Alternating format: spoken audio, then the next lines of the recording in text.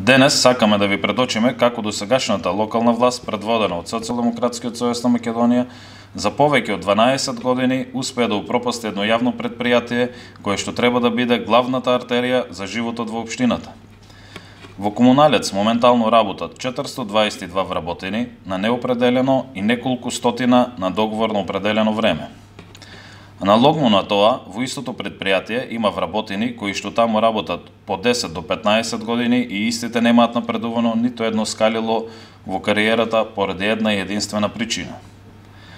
Покрај толку многу вработени, општината е во целосен хаос од диви депонии кои никако не се расчистуваат, улиците во градот се преполни со смет, а во турското мало и населените места ситуацијата е уште пострашна и позагрижувачка, бидејќи поради вашата негрижа, тие луѓе се изложени на секакви заразни болести.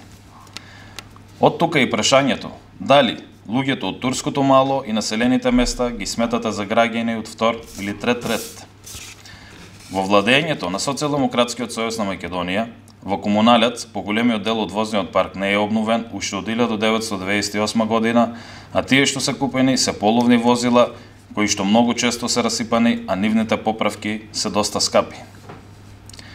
Социјалдемократскиот сојуз на Македонија да одговори зошто струмичени плаќаат убедливо најскапа вода во Македонија, а истите немаат никаков бенефит во насока на вложување на капитални проекти реализирани од истото предпријатие.